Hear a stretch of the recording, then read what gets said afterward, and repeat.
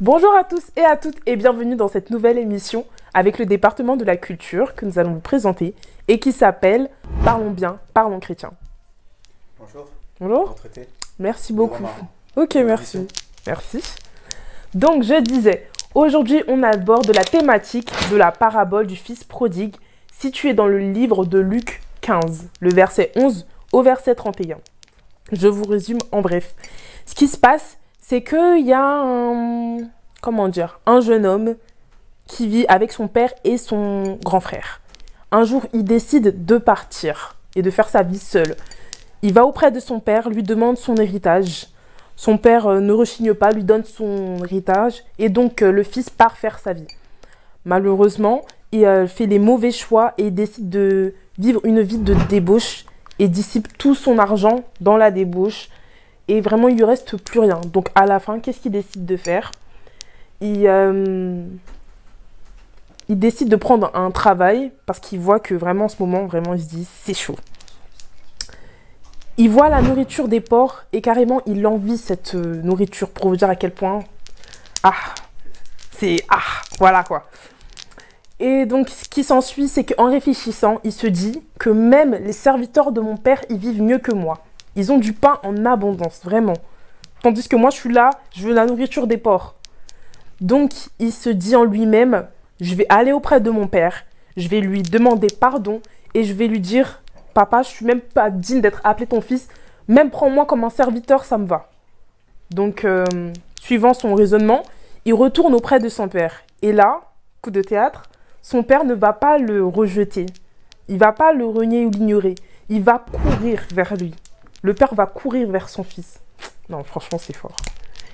Et donc là, le père, tout ému, il décide de faire une fête pour lui.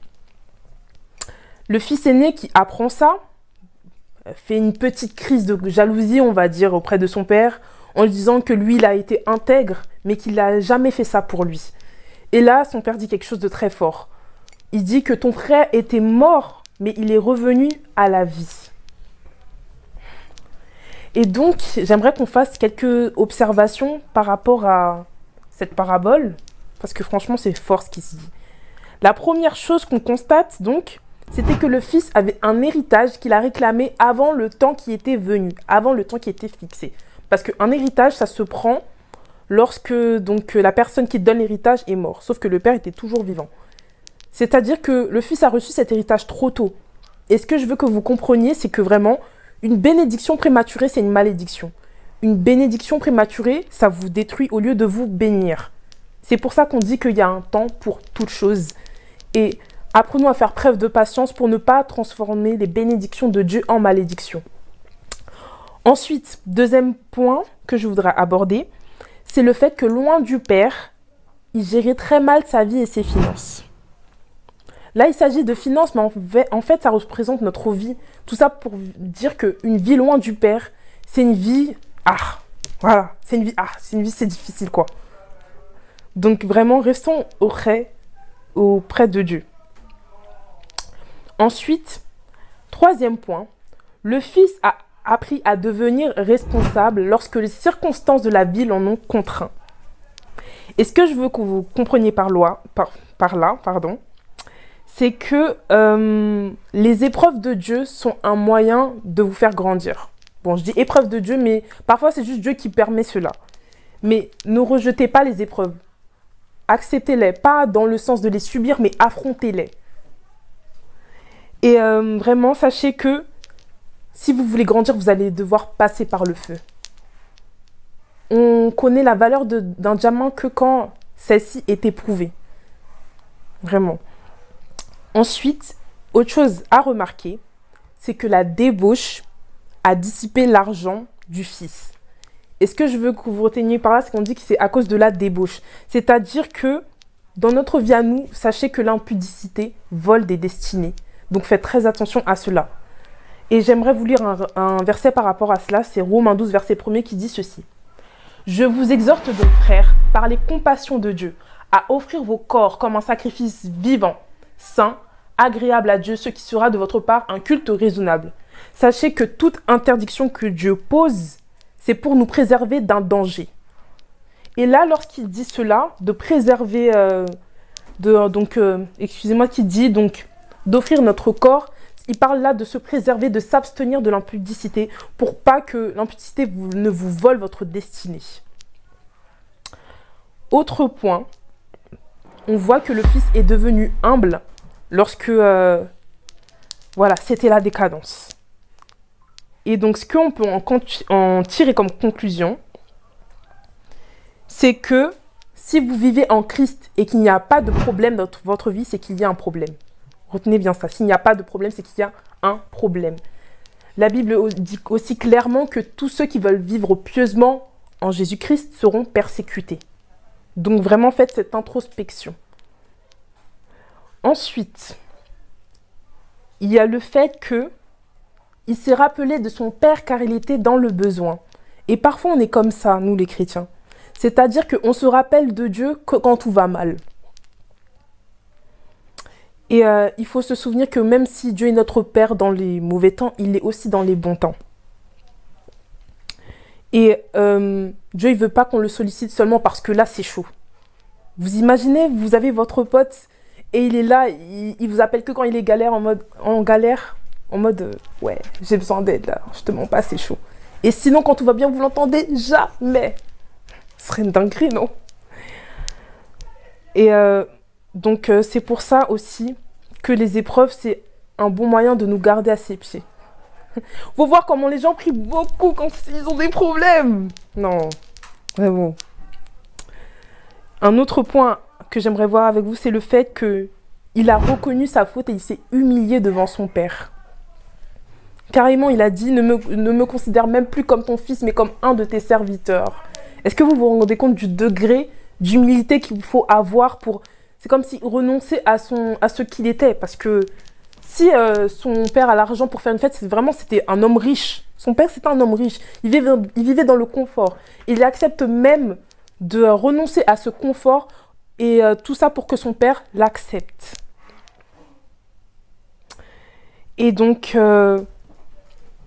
vraiment, sachez que Dieu ne rejette jamais une repentance qui est sincère. Comme le dit le verset, donc 1 Jean 1, verset 9, « Si nous confessons nos péchés, il est fidèle et juste pour nous les pardonner et nous purifier de toute iniquité. » J'aimerais bien que vous repensez à ça, de toute iniquité. Peu importe la faute que tu as faite, le sacrifice de Jésus est assez grand pour l'effacer. Ensuite, point suivant. Le père ne l'a pas attendu lorsqu'il a revu son fils. On dit qu'il était encore loin. Et le père, il ne l'a pas attendu, mais il s'est jeté dans ses bras et il avait de la compassion. Et c'est comme ça que Dieu est avec nous. Et c'est d'autant plus significatif lorsque l'on sait que dans la tradition juive, il y a ce qu'on appelle la cérémonie de Kezaza. Alors, vous allez me dire, mais attends, c'est quoi ce nom bizarre? Kezaza, c'est une cérémonie qui était organisée par la communauté juive lorsque, dans le cas du fils prodigue, lorsque le fils revient, toutes les personnes du village s'assemblent autour du fils, courent devant lui avec une poterie qu'il casse à ses pieds. Et c'est quoi cette poterie qu'il casse? Ça représente une malédiction. Et il disait, quand il casse cette poterie, on te rejette. On te dit, on espère que Dieu te donnera le même sort qu'à ces poteries que l'on a cassées devant toi. Mais non, le père, il a couru. C'est comme s'il a couru pour devancer et annuler cette malédiction qui allait s'abattre sur son fils. Et c'est pour ça que je dis que c'est d'autant plus significatif.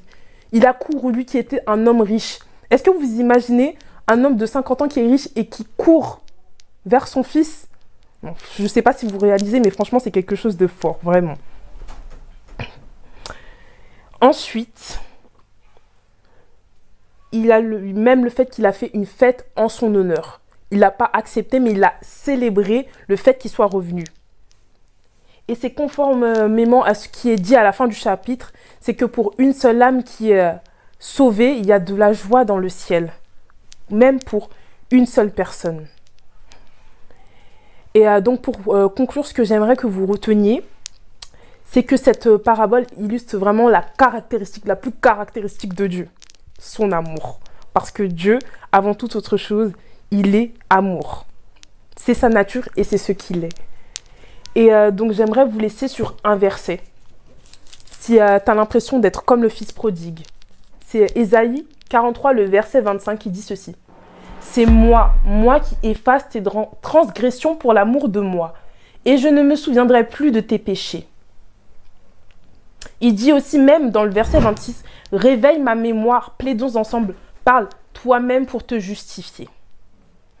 Alors aujourd'hui, j'aimerais parler à quelqu'un, si tu es comme le fils prodigue, si tu t'es éloigné du Père, si tu y es encore aujourd'hui. Et j'aimerais que derrière cette caméra, toi aussi, si tu sens que le Saint-Esprit te convainc, tu sens quelque chose en toi, soit comme un poids, que tu fasses cette prière avec moi. Tu répètes avec moi. Seigneur, je reconnais que j'ai péché devant toi. Je me suis éloigné de toi. J'ai été là où il ne fallait pas. Mais aujourd'hui, Seigneur, je reconnais qu'il n'y a qu'en toi que je peux être bien. Je reconnais qu'il n'y a qu'en toi que j'ai la vie et la paix. Alors comme le fils prodigue, je reviens devant toi. Seigneur, je te demande de pardonner au nom de Jésus. Parce que le sacrifice de Jésus est toujours aussi puissant pour effacer mes péchés. Je m'humilie à tes pieds, Seigneur. Et je te prie de m'accepter. Seigneur, je te remercie parce que tu es un Père aimant. Et je sais que aucune iniquité, aucun de mes péchés n'est trop grand pour que tu me pardonnes. Seigneur, tu dis dans ta parole que là où le péché surabonde, la grâce de Dieu surabonde. Alors je déclare que cela est mon partage dans le nom de Jésus. Amen. Alors voilà, c'était tout pour aujourd'hui. J'espère que vous avez été bénis. Et surtout, retenez cela, Dieu vous aime peu importe ce que vous faisiez parce que son amour est inconditionnel. Donc voilà, soyez bénis.